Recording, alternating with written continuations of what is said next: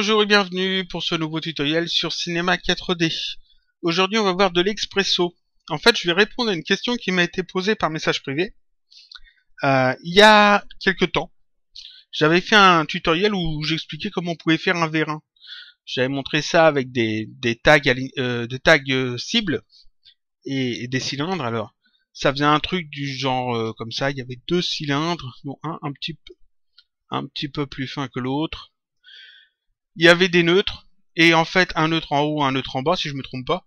Et quand je déplaçais un des neutres, en fait les deux cylindres s'orientaient correctement, de manière à ce que ça fasse vraiment un style vérin et qu'on puisse l'articuler facilement. Ça, c'était très bien, je l'ai fait avec deux cylindres.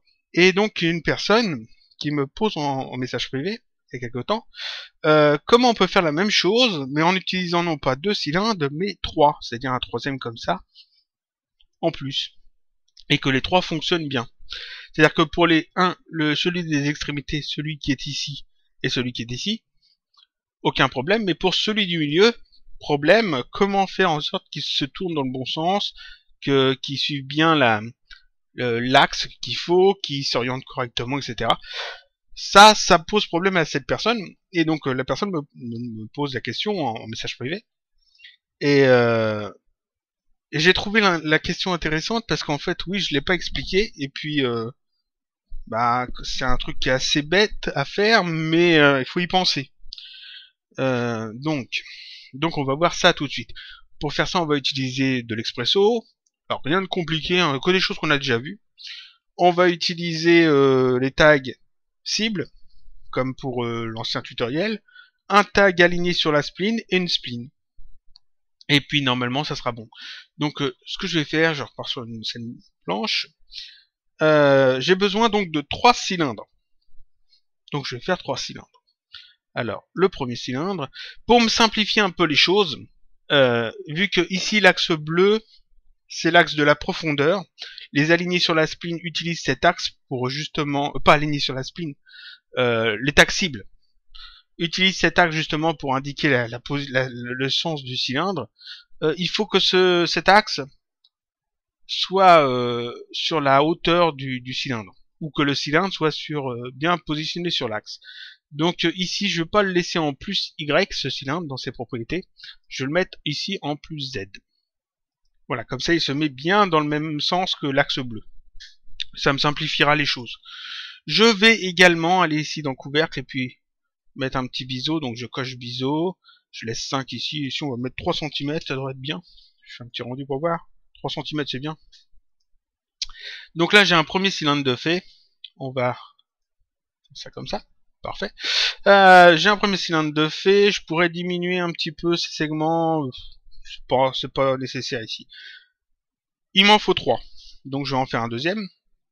Donc copier-coller ou alors CTRL-clic déplacer. CTRL-clic déplacer encore, j'en ai 3. Un des 3, je vais l'appeler A, ça va être la base. Le deuxième, je vais l'appeler B, c'est celui du milieu. Et le dernier, je vais l'appeler C, c'est le plus petit, celui tout en haut. Ensuite, je vais changer un petit peu les choses. Alors, je vais dans Objet ici. Le A, je le laisse comme ça. Le B, je vais simplement réduire son rayon. On va mettre 40 cm. Et le C, je remets encore 10 cm de moins, c'est-à-dire 30. Voilà, comme ça, j'ai 3 cylindres, chacun un peu plus petit que les autres. Je peux maintenant, réfléchissons, je vais le mettre à la verticale. Je vais tout sélectionner ça. Je vais prendre ici l'outil de rotation et je vais faire tourner ça de 90 degrés. Voilà. Et je vais le mettre au niveau du sol. Donc je sélectionne tout et j'utilise ce petit plugin, Drop to Fleur. On me demande assez souvent, ça c'est très régulièrement, on me pose la question comment on ajoute ce plugin dans l'interface. Alors d'abord, ça c'est un plugin qui est gratuit, qui s'appelle Drop to Fleur. Vous allez sur Google, vous tapez Drop to Fleur Cinema 4D. Vous allez trouver un lien pour le télécharger, c'est gratuit, c'est légal, il n'y a aucun problème. Vous aurez même les explications pour l'installer, je crois, dans les fichiers. Il y a juste à le copier en fait dans le dossier plugin de votre Cinema 4D. Et ensuite, pour l'ajouter à l'interface, eh bien vous allez voir le tutoriel que j'ai fait qui s'appelle préparation de l'interface de modeling, où j'explique comment changer les icônes, tout ça de l'interface. Et en fait, vous faites exactement la même chose pour ajouter ce plugin. C'est aussi bête que ça. Donc ici, j'ai mes 3 cylindres. Alors celui-là c'est la base, on n'y touche pas. Le B, on va l'augmenter un petit peu en hauteur. Et le C, on va l'augmenter aussi un petit peu en hauteur. Voilà, afin de retrouver à peu près la forme d'un vérin. Parfait, c'est bien. Petit problème, ici les axes de chaque cylindre se trouvent au centre des cylindres. Pour le B, c'est pas un problème, parce que c'est là qu'il doit être. Mais pour le C et le A, ils ne doivent pas être ici, il faudrait qu'ils soient à la base des cylindres. Donc pour ça, il faut que je rende ces cylindres éditables. Alors je vais simplement sélectionner tout ça, et j'appuie sur la touche C où je clique sur cette icône. Ça transforme tout en objet polygonal. Quand on transforme un cylindre en objet paramétrique en objet polygonal, les couvercles ne sont pas liés au reste du cylindre. Donc il faut en fait optimiser les formes. Donc je clique sur le cylindre A, je passe en mode point, je clique dans le vide, je fais un CTRL A pour sélectionner tous les points, je fais un clic droit et je fais optimiser. Je fais pareil pour les autres. Donc là je désélectionne, je prends le cylindre B, je clique là-dedans, CTRL A, clic droit, optimiser. Je désélectionne, cylindre C, et je clique là-dedans, CTRL A, clic droit, optimiser, je clique dans le vide. Là maintenant c'est bon. On voit pas de différence, mais en fait il y en a une. Maintenant, comme c'est des objets polygonaux, je peux déplacer les axes. Donc je vais passer dans une vue de côté. Cette vue-là, elle est très bien, cette vue-là. Je sais que mes cylindres font 200 cm de hauteur, parce que j'avais mis les valeurs par défaut, c'est 200 cm. Donc je sais que si je veux déplacer l'axe qui est au centre, qui est à peu près, non, qui est ici au centre, bien repasser en mode modèle. Si je veux le déplacer ici, il faut que je l'abaisse de 100 cm, vu que la hauteur c'est 200. Donc je passe ici en mode axe, avec la touche L ou avec cette icône, et ça, je le déplace comme ça vers le bas, et ici je mets, alors ici, je mets en mode monde, et ici je mets 0. Comme j'ai déplacé les éléments, ça va peut-être me compliquer les choses. Non, on va voir. Donc ici le B, pareil, il faut que je le déplace ici. Alors, on va mettre ça. Je vais le faire à l'œil. Hein. Normalement, j'aurais pas dû déplacer les cylindres, ça m'aurait permis de simplifier les choses. Ce que je vais faire, je vais les remettre les cylindres au niveau du sol. Je vais remettre tous les cylindres au niveau du sol. Je repasse en mode axe. Donc là, celui-là, je mets bien un 0. Celui-là, je mets 0. Et celui-là, à la place de 100, il faut que je l'abaisse de 100. Donc ça fait 0.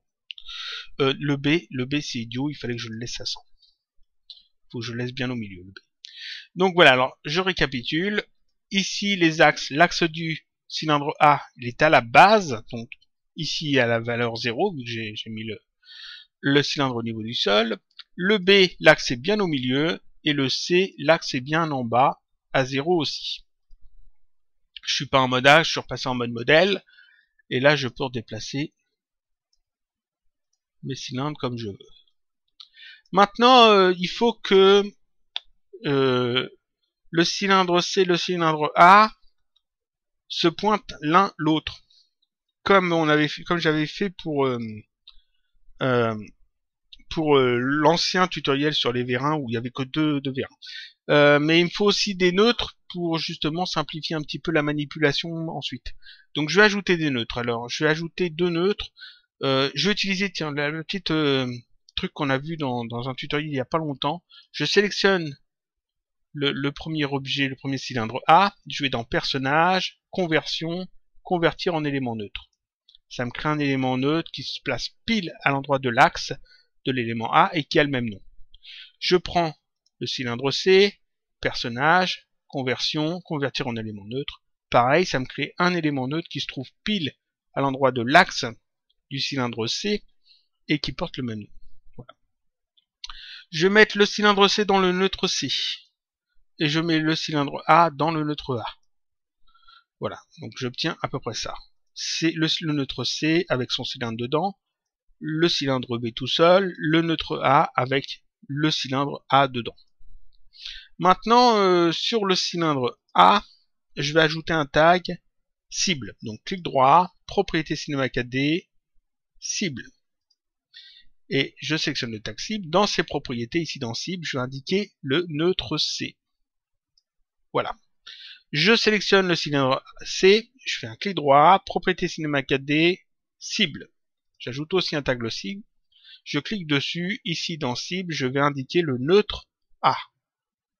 Comme ça fait tourner en fait le cylindre de manière à ce qu'il pointe vers le neutre A.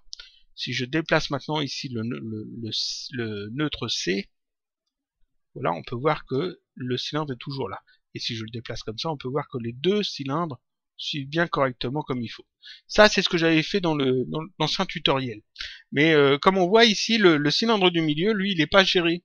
C'est-à-dire que si je déplace un des deux neutres, on voit que le cylindre du milieu, lui, il se met pas entre les deux, il reste là où il est.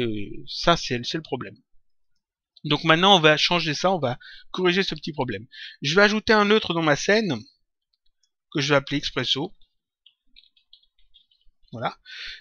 Et sur ce neutre Expresso, j'ajoute le tag Expresso. Donc clic droit, propriété Cinema 4D, tout en bas, Expresso.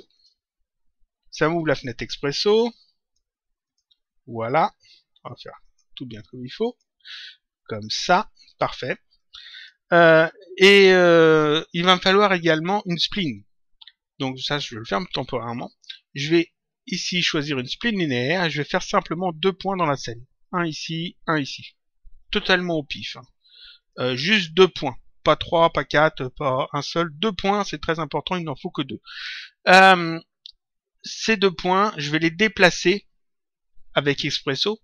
Je vais les positionner en fait un point sur le neutre C et un point sur le neutre A. Comme ça, quand je déplacerai le neutre A ou le neutre C, la spline va en fait suivre le mouvement. La spline sera toujours une spline, une ligne entre le neutre C et le neutre A. Donc je vais dans Expresso. Voilà. Je vais ajouter donc dedans mes 3 cylindres parce que je vais avoir besoin... non, 2 cylindres, le cylindre A et le cylindre B. Alors je réfléchis, est-ce que j'utilise les cylindres ou est-ce que j'utilise les neutres? C'est peut-être plus intéressant d'utiliser les neutres. Je vais donc ajouter les neutres. J'ajoute le neutre A et j'ajoute le neutre C. Ça fonctionnerait aussi avec les cylindres directement. Voilà, parfait. Ces deux neutres, je vais avoir besoin de leur position globale. Donc ici, je vais chercher dans coordonnées, position globale, et ici, coordonnées, position globale, Ça me donne ça. Parfait. Je vais gérer une spline. Je vais gérer cette spline. Donc j'ai besoin de l'ajouter. Je l'ajoute ici. Je vais avoir besoin ici du peur objet de la spline.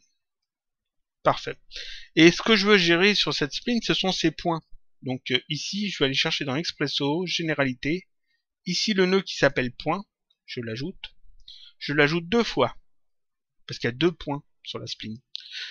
Le premier, ici, je le sélectionne. Indice du point, 0. C'est très bien. Je relie ici objet à objet spline. Parce que c'est un point de la spline. Et ici, dans le petit carré bleu, je vais aller ajouter position du point. Ensuite, je clique ici sur le deuxième nœud point. Je mets indice du point 1. Et ici, je relie aussi objet et objet. Et là, je vais aussi chercher position du point. Parfait. Alors, je vais juste, pour pas que ça se croise, je vais faire comme ça. Ensuite, ici, position du point, je le relie à la position globale du C. Et ici, position du point, je le relie à la position globale du A. Voilà, ça c'est ce petit expresso qu'on fait aujourd'hui. Vous voyez, il est vraiment pas compliqué. Ça c'est fait, on n'a plus besoin de lui toucher. Je peux fermer ça. Maintenant, en fait, la spline s'est positionnée correctement. C'est-à-dire que ici, si je cache les cylindres, on voit qu'il y a la spline qui est ici. Alors, je sais pas, là, on voit bien, il y a le trait ici. Je vais cacher ce cylindre-là, on voit qu'il y a le trait qui est ici aussi. Et donc, si je déplace les neutres, en fait, vous voyez, la spline bouge aussi. Donc, en fait, quand je remets les cylindres, ça fonctionne bien comme il faut. Maintenant, je reviens en arrière. Voilà. Maintenant, ce qu'on veut, c'est gérer en fait le cylindre du milieu. Bah, le cylindre du milieu, c'est tout bête. Je le sélectionne, je fais un clic droit, propriété CinemaCAD, je fais aligner sur la spline. Donc j'ajoute un tag aligné sur la spline. Je sélectionne ce tag et ici dans spline directionnel, je mets simplement la spline. Voilà, il s'aligne en fait sur la spline. Je coche ici tangente à la spline, de manière à ce qu'il soit toujours aligné correctement sur la spline. Et ici en position, toujours dans le tag aligné sur la spline, en position je mets 50%. Comme ça il sera pile au milieu. En faisant ça, j'ai fait le setup. Donc tout ça, je peux tout sélectionner et je mets tout dans notre Expresso par exemple. Voilà. Et en faisant ça, j'ai fait mon petit setup. C'est-à-dire que ici, si je déplace le neutre C, vous voyez que ça fonctionne comme il faut. Dans n'importe quelle direction que je le bouge, ça fonctionne. Les trois cylindres sont... Forcément, si je vais trop loin, ça s'écarte de trop. Mais dans le reste, ça fonctionne très bien. Et pareil, si je bouge le neutre A, ça fonctionne très bien aussi. Vous voyez, aucun problème. Donc ça, je peux le remettre bien. Et ça, on va le remettre aussi... Alors, hop, on va faire comme ça. Parfait. On peut ajouter ensuite, si on veut, d'autres cylindres. Alors, on peut tout à fait ajouter un cylindre comme ça, qu'on va faire un peu plus petit. On va le faire de 30. Voilà, que je vais le mettre un petit peu au-dessus. Je vais le mettre enfant du cylindre A, parce qu'il est en bas. Voilà. Et puis, je vais en faire un plus petit encore, de, on va dire 16. Et ici, plus petit. Que je vais le mettre enfant du cylindre C. Là, qui va se placer ici en haut. Et en faisant ça, voilà, j'ai fait en fait le vérin avec 3 cylindres cette fois et non pas 2. Donc c'est un petit peu comme ce que j'avais expliqué déjà pour 2 seulement cylindres, seulement qu'ici on en gère un troisième avec un petit expresso et une spline et le tag aligné sur la spline. Et ça fonctionne très bien. Et donc ce petit setup là, vous l'enregistrez, vous le sauvegardez, vous pouvez l'utiliser plusieurs fois. On peut en ajouter plusieurs, vous voyez ici je peux très bien ajouter un deuxième comme ça.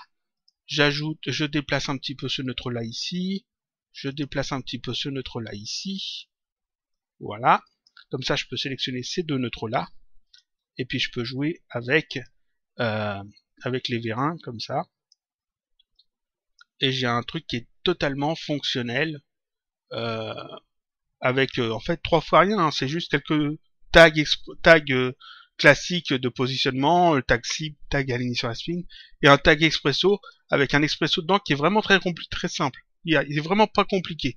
C'est-à-dire que vous avez une spline avec son port objet, 2 points, parce qu'on gère les points de la spline, et les neutres. Et ici j'ai utilisé les neutres, mais on aurait pu utiliser directement les cylindres. C'est toujours perfectible, forcément comme dans tous les expressos, tous les petits setups, mais là vous voyez que ça fonctionne très bien. Si je réduis un petit peu tout, on peut même gérer les choses sans doute mieux encore. Donc, je peux réduire tout ça. Ah, je peux réduire tout ça.